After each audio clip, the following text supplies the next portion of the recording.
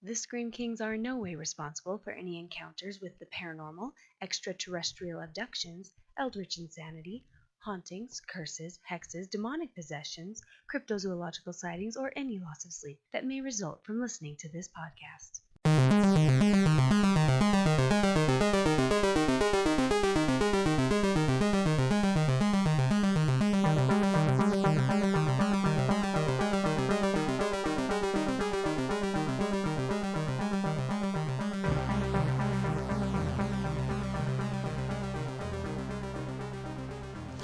This is the Scream Kings podcast. This is Max George.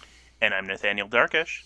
And today, this podcast will provide you your dinner. Oh, man. I'm so excited for this episode.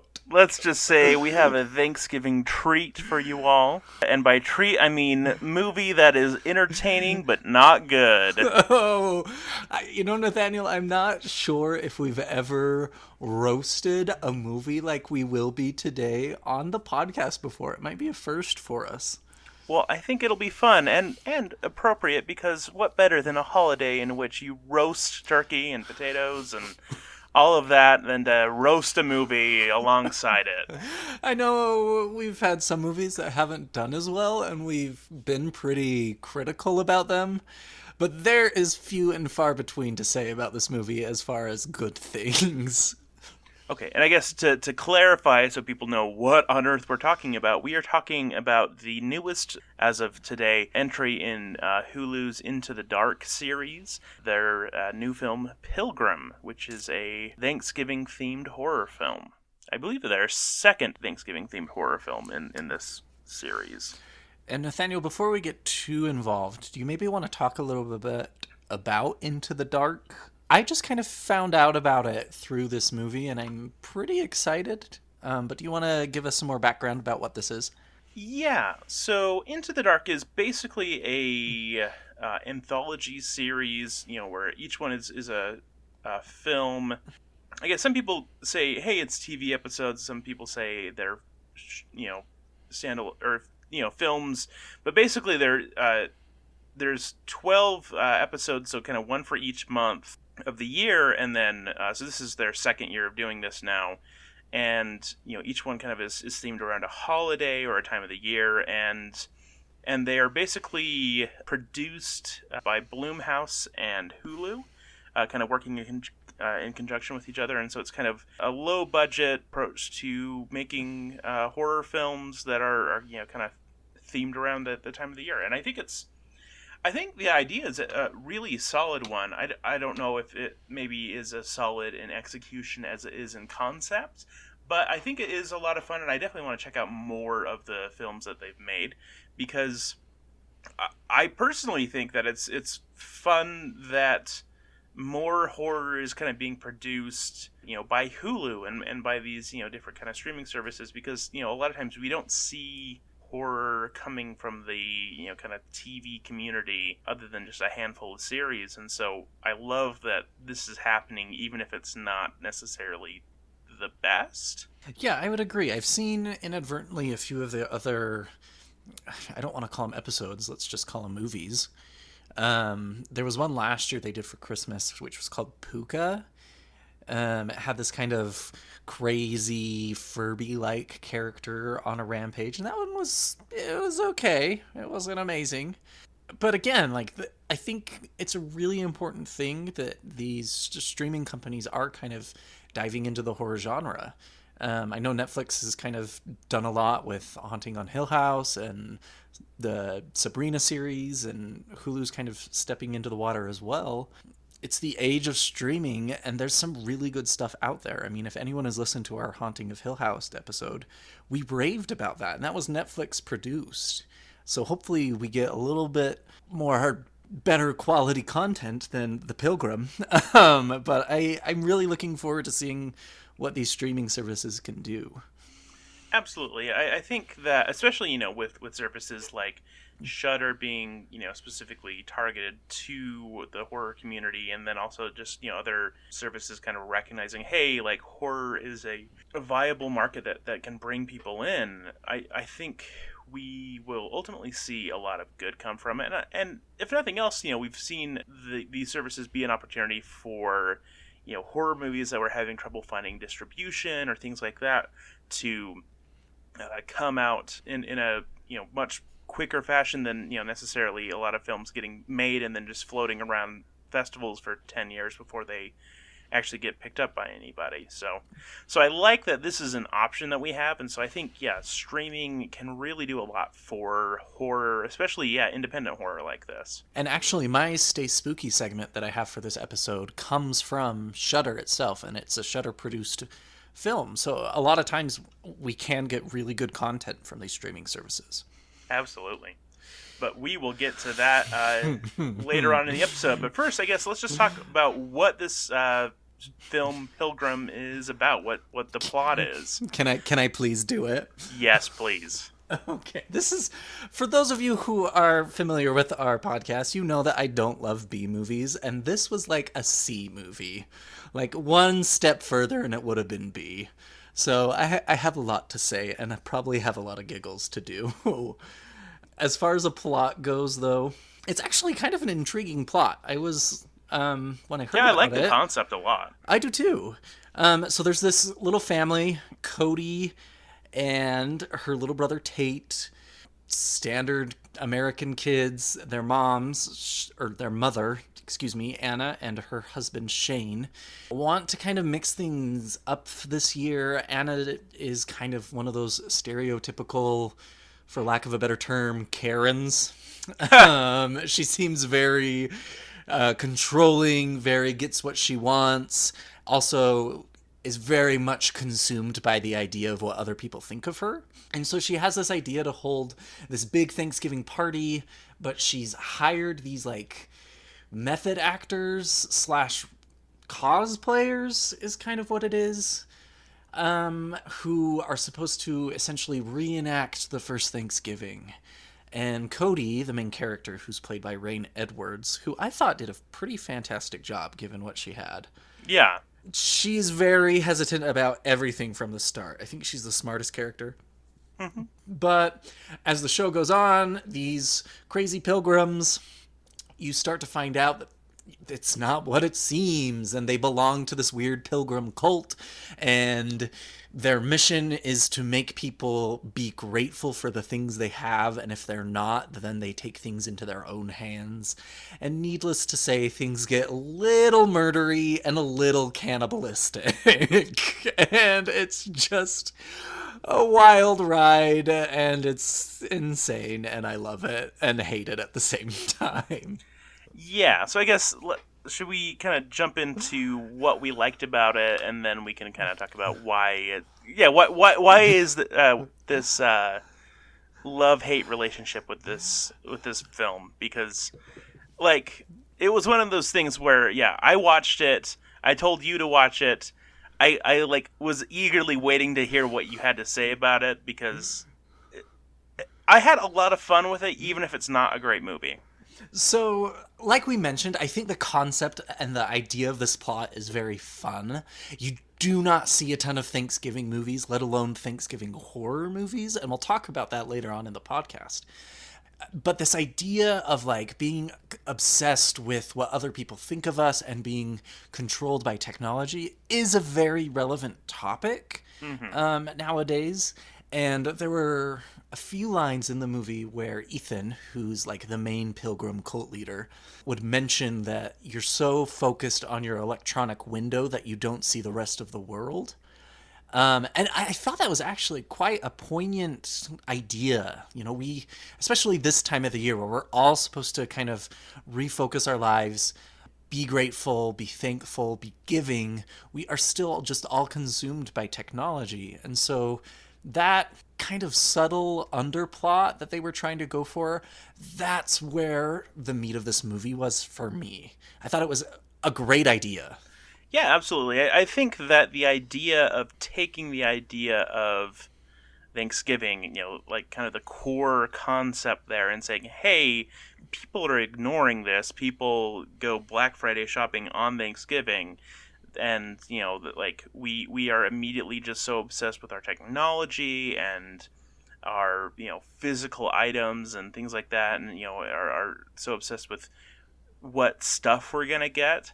Yeah, like that's perfect for a Thanksgiving horror film, and I feel like any most other things that are Thanksgiving and horror, which again is not available in spades by any means, but they don't really touch on kind of that key concept, and so I love this idea, and like for the most part, kind of how it's executed. This idea of having a cult that really wants to reject earthly things and invite others to do the same, but not by inviting them nicely, but rather just kind of forcing people to recognize what they have and be grateful for what they have is cool. Like it's a lot of fun. Think of it as just as like really aggressive Amish people or something. Oh, I love that. and like that kind of concept. Yeah, it's really cool. The only problem is that it just kind of goes off the walls and doesn't ever quite like tie all the plot threads together in ways that are satisfying.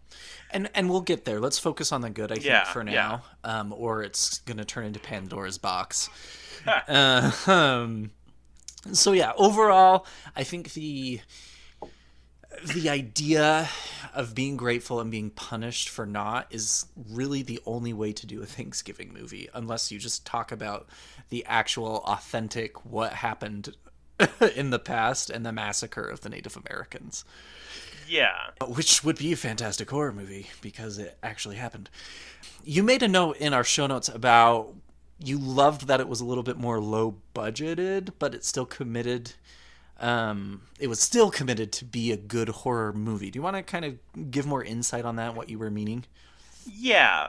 I mean, again, like, end of the day, I feel like there are places where this kind of falls apart, and we'll get into that in more detail, but I felt like the people who were making this movie were really trying to make a fun, creepy horror movie. Like, it didn't feel like people who were bad at acting, who were just bumbling their way through a movie. It was people who were decent at acting, who were kind of giving it their all and having a lot of fun and really trying to make a fun horror movie for people to enjoy. And so like a lot of times you can feel with certain projects that like the people making it don't really care about the thing. But I didn't get that vibe at all. Like, it seemed like it was people who really like tried to get into their characters and tried to give us a fun, worthwhile movie. And so I appreciate that when a horror movie that has such a simple concept can really be that they can go all in as actors and filmmakers, even though they might have had limitations on their budget, which I mean they definitely did. It definitely felt like everyone was taking this movie seriously. It reminded me, in some regards, of the original Evil Dead, where Sam Raimi knew he didn't have a great budget, but all of the characters were committed to trying their hardest to make a very authentic, scary movie. And I think you can contrast that with a movie like Sharknado, which everyone knew that it was this like ludicrous idea, and it was portrayed as a horror movie, but I think the actors kind of knew that this wasn't really a serious thing. I think you make a good point there that this production, it was taken seriously, and the actors, I think, did as best as they could. I wince while I say that because I don't know if I fully agree with myself, but we'll get into that more.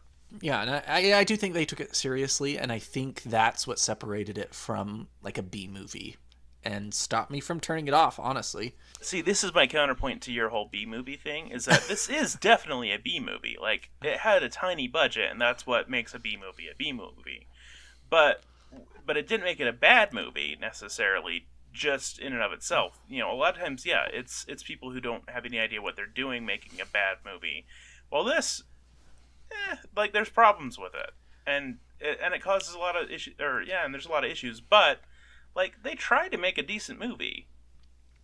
But yeah, I think you pointing out like Sharknado is the perfect example where that was a movie made to be ridiculous, made to make money based on the fact that people like bad movies. While this was a movie where they tried to make as good of a movie as they could, and did it end up being fantastic? No. And is it fun to watch in spite of all of its flaws? Yes. I don't know. It's just that, yeah, like the intent behind it, I felt was much more sincere and earnest, even though, yeah, not perfect. And I think that sincerity is going to kind of give life to this movie, that maybe next year I'll find myself watching it again, not because it's a good horror movie, but because it kind of is a fun way to celebrate Thanksgiving for us horror weirdos, you know? Like, Yep. it has that rewatchability that something like Sharknado wouldn't have for any other purpose than other to just laugh and giggle. Yeah. Like the line that we opened up the show with, you know, today your father will provide for you your dinner. That came at a pretty hysterical point in the film. It was the climax of the horror. Cody and Anna, the two female characters of the show, find out that their father has been murdered and his head is being served as Thanksgiving dinner. Like, that's ridiculous. And his ribcage. And the crazy Pilgrim cult is just ravenous and eating him to death. Well, and force feeding bits of him to them. And they're just like screaming, and it's so cheesy, but at the same time they just were in it to win it, and that made it fun to watch. Yeah. Ugh. Yeah, and I would say, like, in spite of all the flaws and stuff, like, there are some really fun lines that, like, it's just, that's the thing about this movie. That's the ultimate good, is that, in spite of everything else, it's just a fun movie. Like I didn't hate any moment of watching it. I was just like, man, this is like, yeah, there's things I roll my eyes at and all that, but, like, I had a lot of fun watching it, so yeah. I'm not mad about it. That's fair. So one thing I saw in the notes is that you thought that the character Patience was the scariest character. I think so. I thought she was not the best actress. I thought Cody was. Rain Edwards, I thought she did a really good job. And I've seen Patience somewhere else, and I can't figure it out. And I looked at all of her IMDb, cannot figure it out, and it's driving me nuts. But I think her acting and the way she kind of portrayed herself as this kind of subservient second hand to the cult leader Ethan, I don't know. I thought she was the scariest part of the entire thing. I also found the main, kind of cult leader Ethan to be pretty scary too, just because, like, he was very committed to the just really being all in on the creep factor, and I don't know, like, you could tell that actor was in that role and he was having a blast with it. True. And he was a pretty, like, creepy villain too. So, like, it was never like a terrifying movie by any means, but it had some fun, like, creepy moments and like creepy lines that you're like, ooh, that was pretty fun. Like, I like that. I think, though, by far, the scariest part of the entire show was the opening, like, credits. They had taken these old-timey Thanksgiving family photos and really grimed them up and kind of inverted the coloration on it and made them look very creepy. And then they played this, like, 50s Thanksgiving song. Mm-hmm. And when that started, I was like, oh, this is going to be great. This is actually going to scare me a little bit, because these rolling credits right now are awesome. Yeah, it was so misleading. That's fair. But yeah, I did really like that opening sequence. That was fun. And that's about it for good things for this movie, unless you can think of something else. Not really. I mean, again, the good is that it's a fun movie, even if it's not good. And I think it's one of those movies that if you're having, like, a Friendsgiving, or even an early Christmas party or late Thanksgiving kind of a dinner, where you need something that is kind of turn your brain off and just laugh, it's excellent for that. Oh, perfect. It would be so fun to have some drinks. You could even play a drinking game that every time they say the word grateful, you take a drink and you're going to be buzzed, if not wasted, by the end of the show. You get real sloshed. Okay, let's dive deep into the bad. Okay. Oh, because I have a lot to say. Okay, so we mentioned that some actors were pretty decent, but not everyone was by any means. And I feel like the movie, as things got more and more off the rails, the acting kind of got less and less good because they were just hoping that you would just, I don't know, not notice as much. Yeah, it was inconsistent throughout. I would say even the best actors didn't always really bring it like they could have, with the exception, I think, of Ethan, who just brought it every line just because he was having so much fun being a crazy cult leader. And I think this ebbed and flowed. Like at the beginning of the movie, I thought everyone was really on, and then it slowly just kind of started to deteriorate, and then it got back on, and then it slowly started to deteriorate a little bit. It wasn't consistent for anybody. I thought Ethan too was kind of unhinged at a few parts, and not in a good, like, in character moment. I thought he was a little erratic. I could see that. I would say the biggest problem is that the characters just kind of didn't matter so much. They were just, this could have happened to anybody. Yeah, they didn't make me care at all. So there was a little subplot with Cody's boyfriend and his mom, who apparently was either going through a divorce or a bankruptcy or some sort of crazy life event where Anna, Cody's mom, thought it would be prudent to kind of enlist the help of Patience, this other Pilgrim cult leader, as like their live-in help. And that's one of my biggest points, is there were like all of these weird illogical decisions being made for people. And that was really kind of hard to swallow for me. Yeah, it was hard to kind of parse like what relationships were between these people. Like, yeah, like why are they paying for this, reenactment Thanksgiving dinner for her boyfriend's mom? Yeah. Were they family friends? I just couldn't figure out like what the relationship was there exactly. And yeah, each character was just like, okay, yeah, the dad is just distant and is always on his phone or tablet constantly, making money, and everyone kind of seemed like a caricature of some sort of like big stereotype, if that makes sense. Yeah, it was just Cody was just supposed to be any given kind of, woke teenage girl. And wow. Can I document Nathaniel using the term woke? Man, your students have gotten to you. You know what I mean. I know, I just have never heard you speak like that, and I love it. So continue on. Okay, and then, yeah, like, the younger brother was just a stereotypical, like, oh, just a fun little kid, and... Well, and he felt like a dangling carrot. Like, there were times where you'd see Ethan and Patience interacting with him in almost like a cringy pedophilia kind of a vibe. But again, there was no depth, there was no kind of humanity to him at all, and so it was kind of like, okay, this is weird and gross, but let's move on to the next scene. I didn't care about his well-being. Yeah, it's just that, like, the cult main two characters, Ethan and Patience, were more interesting people, like more developed people than any of the people we're supposed to be cheering for. And like it that doesn't work, because if you want to, really cheer for these people and be worried about them and things like that, they need to be more developed. Someone that we can relate to or empathize with in some way, and they just like you didn't really care when they died or didn't die or won or didn't win or whatever. Like it was just like whatever. It's just you're just watching it unfold. And I think that is a big part of why I hated the kind of final dad on the dinner platter scene. Is I didn't care, and I mean I could see that plot twist coming a mile ahead. Mm-hmm. And it was just like, okay, yeah, dad's for dinner. Ho, ho, ho. It was cringy to be cringy, not cringy because it was, like, actually scary. Yeah. It felt forced and contrived and didn't make me care. Yeah.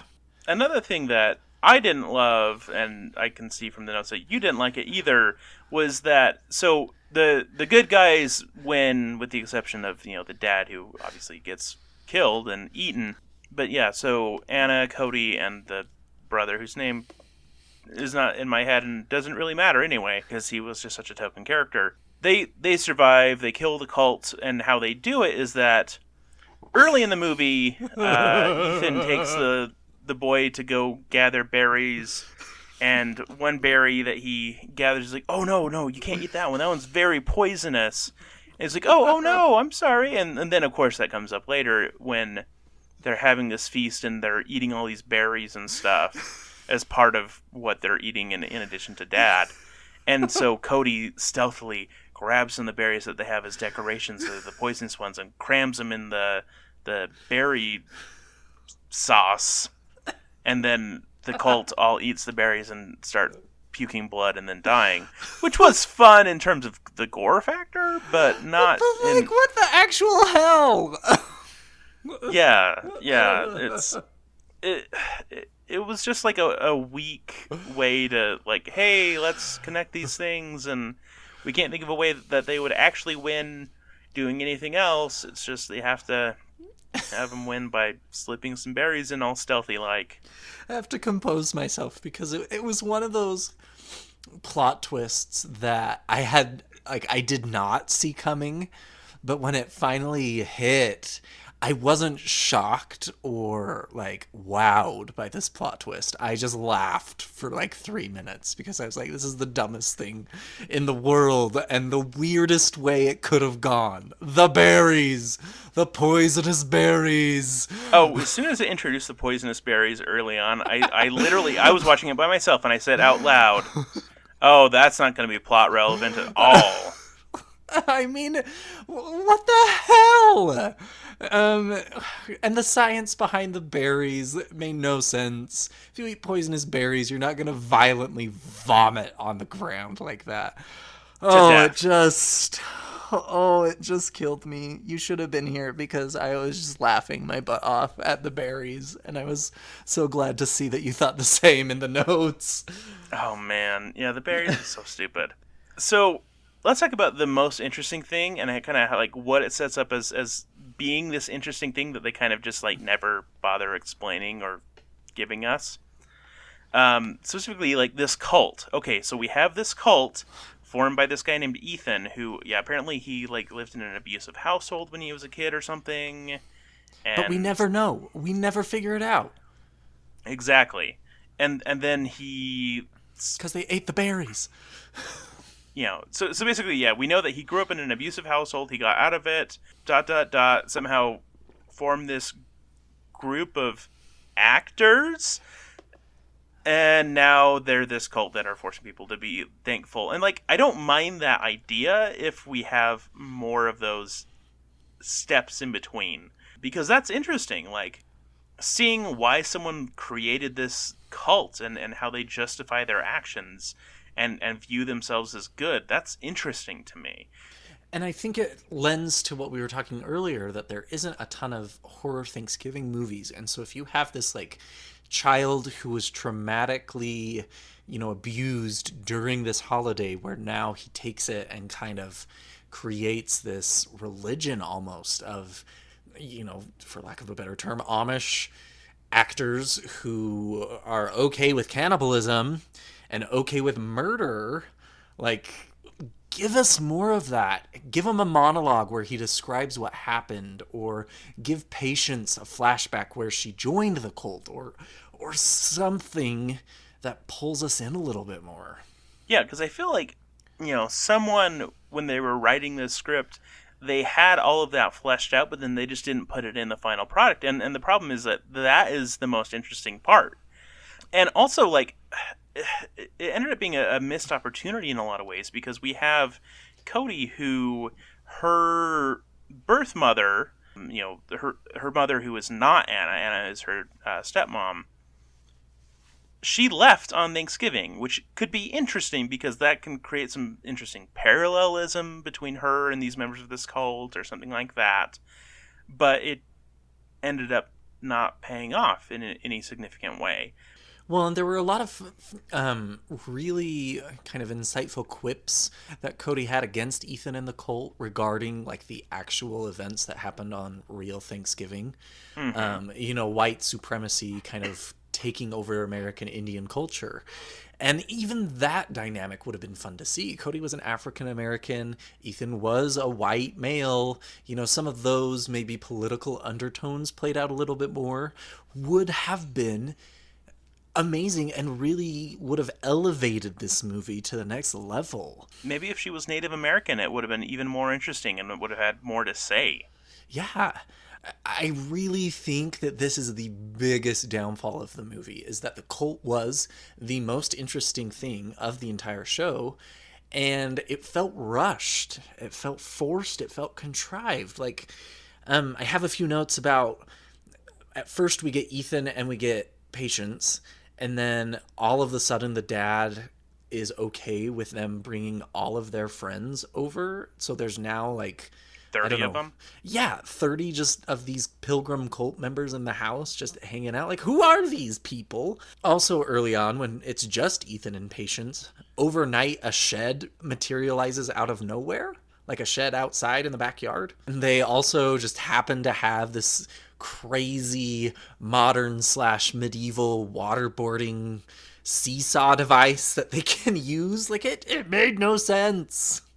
Yeah, it's that they kept being being a pilgrim was a superpower somehow, where you could just build anything in any amount of time very easily, very quickly. They just would build whatever they needed. They suddenly had stocks out to put the parents in and things like that, and you're like, this is a lot. And also because it would be one thing if they were showing up in trucks or something, or old timey carts with horses or something, but they just suddenly are there, just the people and their stuff, and you're like, how did they haul this stuff here? And I think it again goes back to what we talked about earlier on, where there's this really cool original idea to have a horror Thanksgiving show and kind of this subplot about being grateful for what you have, and without any context for this cult, that moral falls apart before your eyes. You don't care anymore about being grateful. This cult is evil because they're evil, and there's no human pathos to them at all. And it was a bummer. It was a real big bummer. It made them comical in a sense. Yeah, well, just because what you wanted is you wanted to see them making them thankful and then trying to brainwash them into the cult. That's what would have made sense. But then it just kind of just turned into them, torturing them and not really actually working to that end. It seems like what should be happening is that, they should be expanding. They should be trying to do this stuff to recruit new members. And, sure, they'll kill some people because those people aren't compatible with being in the cult. And it seemed like it was setting that up to an extent, where it's okay, Dad's out, obviously, because he just never gets off his tablet, but maybe we can get the others in, and especially with younger brother character. It seemed like they were oh yeah, we're gonna get him, no problem. Never seemed like they were actually working to that end. And also another thing that was interesting about the cult is that it kept bringing up this almost mystery element of how did they get hired? Because Anna hired them, and she said, oh yeah, I just found a thing online or something. And so they were, and so there was a period where Cody and her boyfriend are trying to figure out where online did she hire them. They can't find anything about it. And to me, that was almost saying, okay, maybe Anna's in this cult. Maybe this is something sinister there, or just could be interesting of why is it that these people who are pilgrims that are rejecting technology are using that technology to get people. That could be interesting. That creates a duality and creates a kind of a mystery of how are they doing this thing? What are their methods exactly? How do they function? How do they recruit? That kind of thing. And again, it started off on that. It basically was hey, look at this interesting mystery. Oh, now we're just killing people and running around with axes. And it's it just didn't ever pay off in a meaningful way, which is a shame because it was, once again, the most interesting part of the story. They were running around with axes and berries. Yep. I'm sorry, I will not leave the berries alone. Probably my favorite part of the entire show. I know it's a low budget movie and they can't always necessarily have super great moments of someone getting their head smashed in or whatever, but I don't know, it kept going hey, someone raises up an axe, as it's coming down it just cuts to a red screen and you're really? Yeah, I hated that. I don't love wipes. I was in 8th grade video productions child at one point of my life, and that was like the What? first lesson we learned was side wipes and fade wipes and flash wipes are cheesy and you don't use them in actual movies. I'm talking to you, George Lucas and Star Wars 4, 5, and 6. It diminishes stuff. It makes it feel juvenile and weak, and it's one of my biggest pet peeves when it comes to movies. The Mandalorian does it on Disney Plus, and I hate it. Well, I mean, admittedly, that's just a stylistic nod to I Lucas. know, but I still hate it. That's fair. That's fair. But I would agree with you. There was a lot of cop out. There could have been more gore, like the berries scene. Yeah, if they had gone something else at the end and then just used that blood and gore budget to, I don't know, actually give us some fun stuff earlier on. Chop Ethan's head off or something. I don't know, something. My other, and probably my last thing that I have is I love it when a good horror movie takes old-timey music and turns it on its head. I think one of the best movies that has done this recently has been the newest Krampus that came out a few years ago. We did a podcast about it, and we talked a lot about the music, is that they took these iconic classic Christmas songs and twisted them on their head and made them horrifying, and it was so great. And this movie tried to do the same thing with these weird kind of like gospel-y Thanksgiving songs, but it was not working at all. At all. Yes, absolutely. And it part of the problem is that they, for one of the biggest scenes, kind of this like big, around the dinner table scene with, revealing dad and all that. The song that they were playing was like a gospel song of Thanksgiving, but it was one that was performed live, and so you hear people clapping and cheering and stuff as part of the audio track. And so you're like, I don't need to hear a song where like a live song while watching a non, I don't know, it was just such a weird, like, dissonant thing to watch, and it just didn't pay off in a meaningful way, and it was distracting, honestly. Like, I've never heard a live track used as a soundtrack piece in a movie, and that's why. It's because it sucked.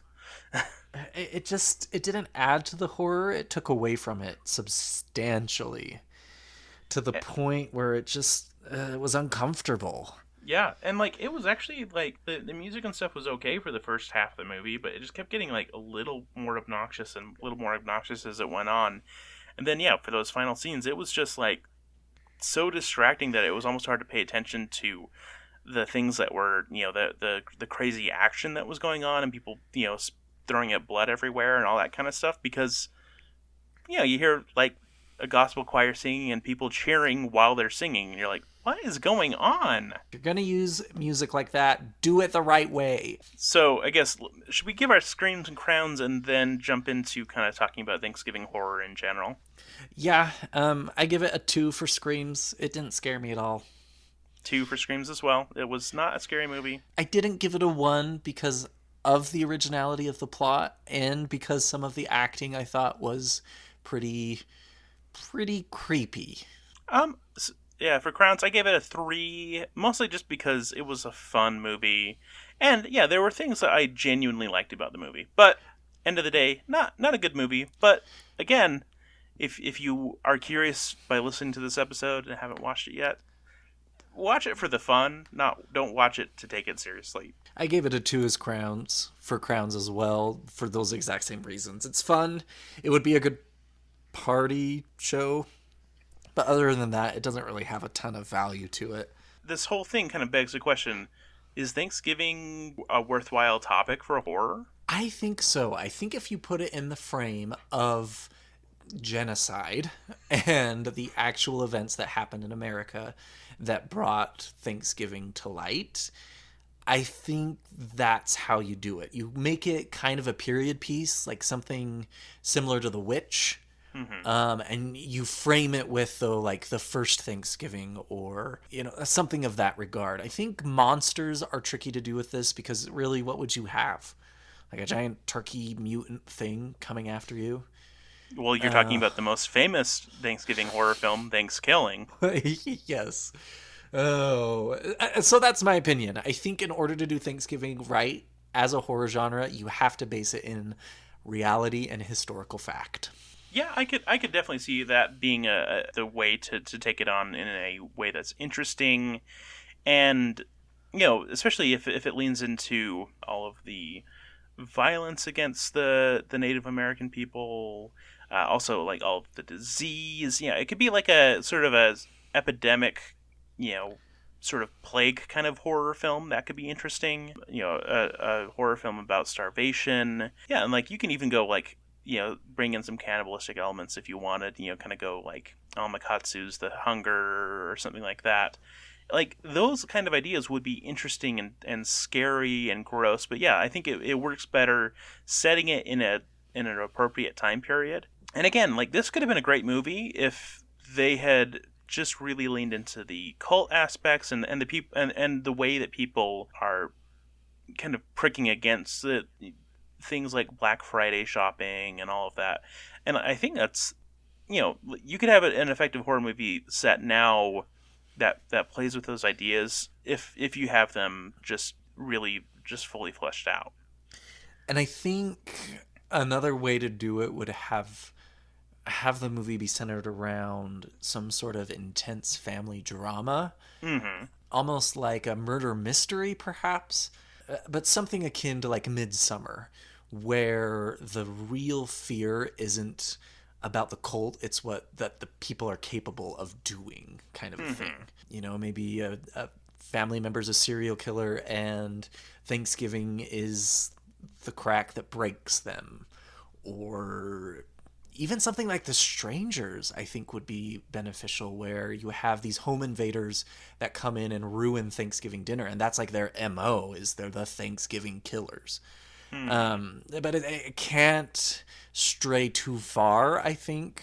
As like Horror Christmas, I think you can go a lot further with, just because you have a lot of fantasy with Christmas. You don't have a ton of that with the Thanksgiving holiday. It's a very black and white kind of a tradition. Anyway, well, thank you for coming to my TED Talk. No, I definitely agree. Yeah, I'm just looking at what sort of Thanksgiving horror there's been, and I reference Thanksgiving, which is it's described on its cover as the ultimate low budget experience, a killer turkey comedy / horror flick, and warning there are boobs in the first second of the film. Oh boy. It says gobble gobble mother effer. So obviously that's just going like, hey, let's just take all of the, just really leaning into, hey, let's make a bad movie. There's definitely an audience for that kind of thing, but it's just not really for me at all. And then other than that, like there seems to be a handful of horror movies that are set during Thanksgiving, but don't really have any. That's just kind of set dressing. It would be saying that it's a Thanksgiving film the same way that you could say that, I don't know, Iron Man 3 is a Christmas movie. Yeah, fair. It just happens to be set during Christmas time. Like that's not really worthwhile. I know that Into the Dark had another Thanksgiving one. I think it might be more that it's just set during Thanksgiving time, but I'll have to check it out. Yeah, from their first season of doing their kind of monthly episodes movies.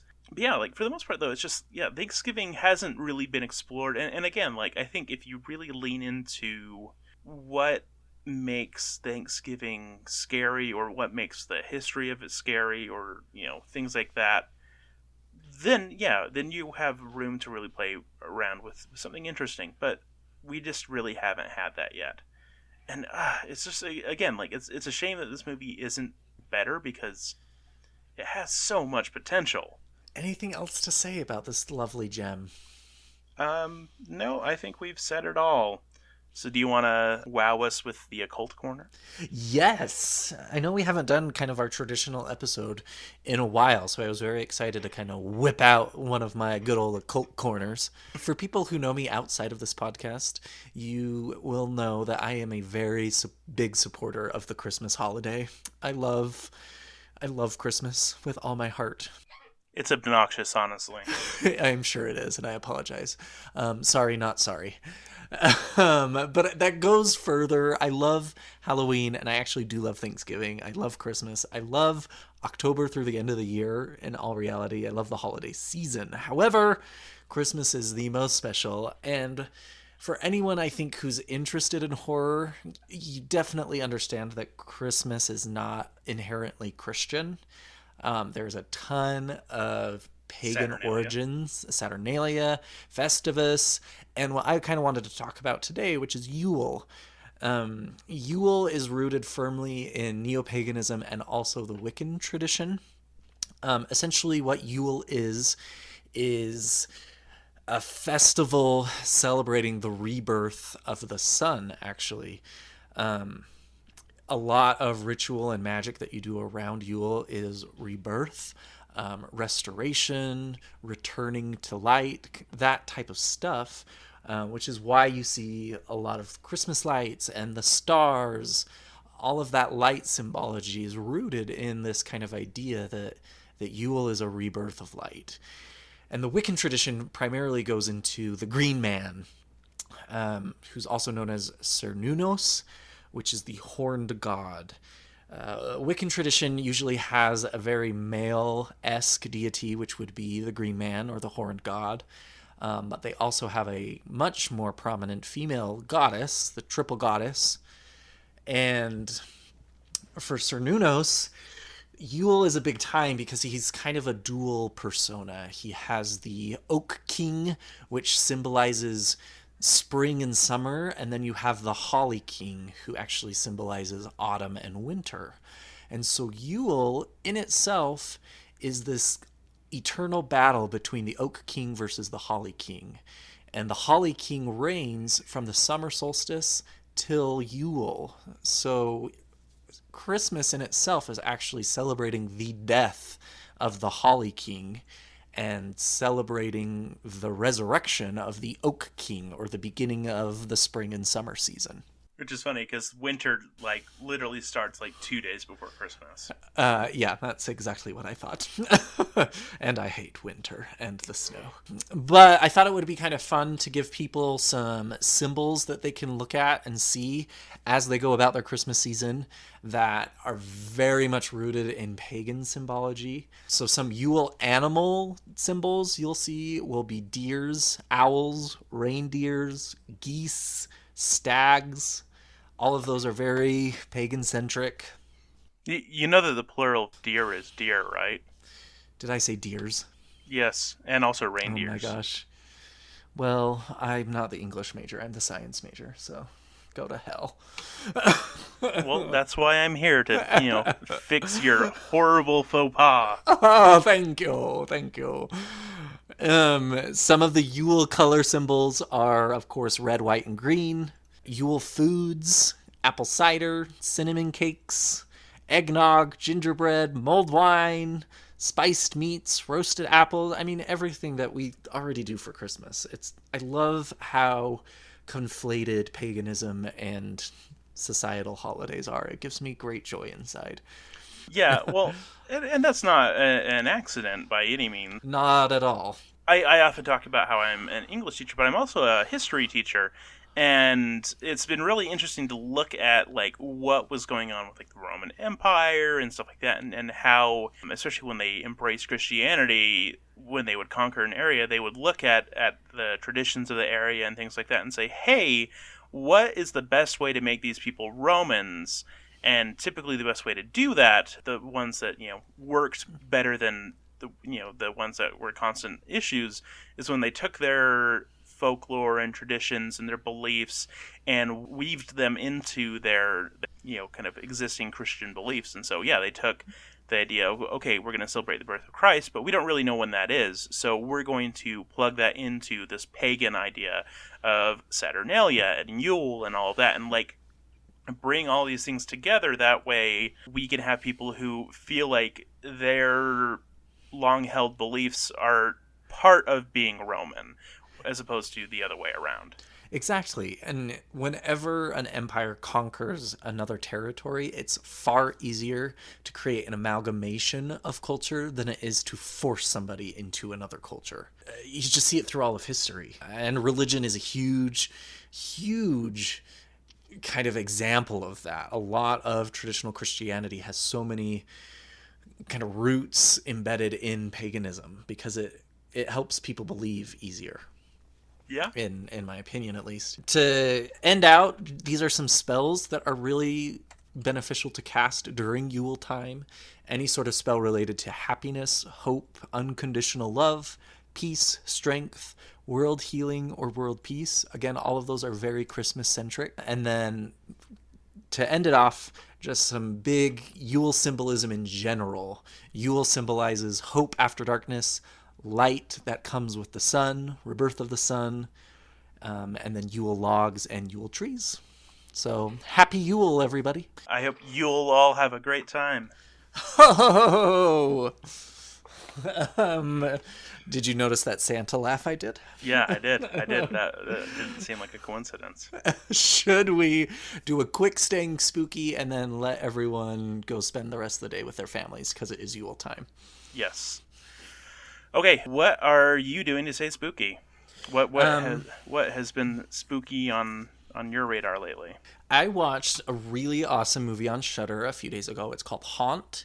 It is about an extreme haunted house, one of those ones you go to and you pay lots of money for them to touch you and do unspeakable acts to you, which I will never do. And the acting was and the plot was really but the practical effects and kind of the stuff that they did with the haunted house, and there was a lot of body horror of the scarers of this kind of quote-unquote extreme haunted house that I really dug. I was really impressed with kind of the caliber of how committed they were to a few of those things.